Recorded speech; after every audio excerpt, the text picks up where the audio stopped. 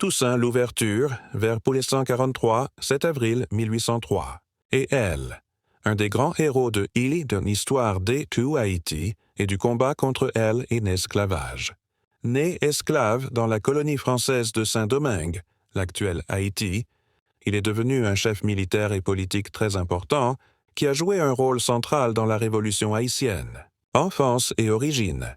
Toussaint naît sur la plantation Breda, près du Cap Français, dans une société où les esclaves travaillent très durement pour les colons blancs. On dit que son père, Gaou Guinou, était le fils d'un roi africain du Bénin, capturé puis vendu comme esclave. Contrairement à beaucoup d'esclaves, Toussaint apprend à lire et à écrire en français et en créole, ce qui lui donne un avantage pour comprendre le monde qui l'entoure. Il travaille comme cocher, conducteur de carrosse, gardien de bétail puis contremaître, ce qui lui permet de bien connaître le fonctionnement des plantations. Vers 1776, il est affranchi, libéré de l'esclavage, se marie avec Suzanne Simone-Baptiste et devient lui-même petit planteur de café, avec des terres et des travailleurs. Début de la Révolution haïtienne. En 1591, les esclaves de Saint-Domingue se révoltent contre le système esclavagiste. C'est au cours et le début de la Révolution haïtienne.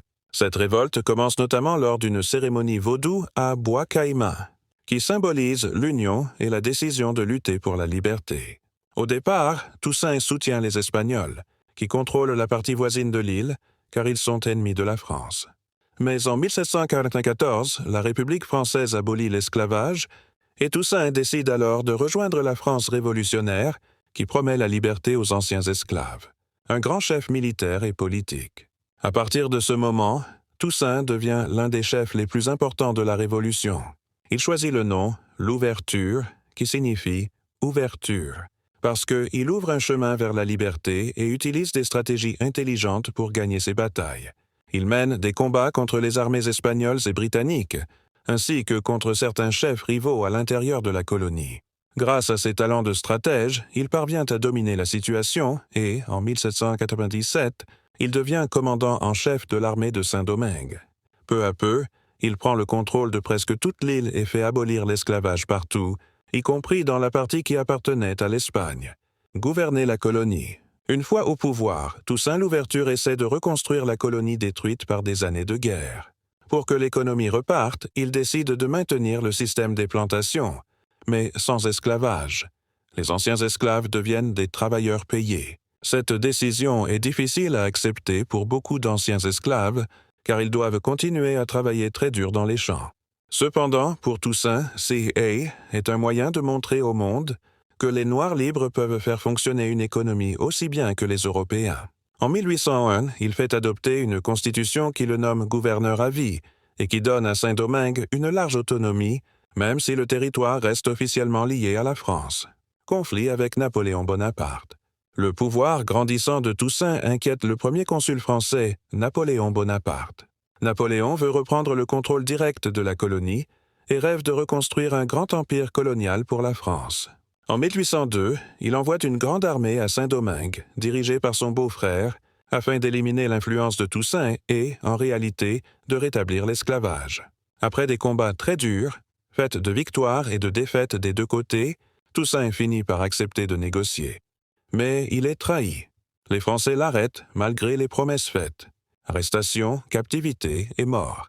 Après son arrestation, Toussaint est déporté en France, loin de son île natale. On l'enferme dans le fort de Joux, une forteresse située dans les montagnes du Jura, où le climat est froid et humide. Les conditions de détention sont très dures. Il a peu de visites, manque de soins et sa santé se dégrade rapidement. Le 7 avril 1803, Toussaint Louverture meurt en prison, très affaibli, loin de sa famille et de sa patrie. Son héritage pour Haïti et le monde. Même s'il meurt avant la fin de la Révolution, le combat de Toussaint n'est pas perdu. Ses anciens compagnons, comme Jean-Jacques Dessalines, continuent la lutte contre les troupes françaises. Le 1er janvier 1804, l'île proclame son indépendance et prend le nom d'Haïti. CIAC est la première république noire moderne et le premier pays issu d'une révolte esclaves. Toussaint Louverture est toujours lui considéré comme un symbole de la lutte contre l'esclavage et le racisme, et comme l'un des pères d'Haïti.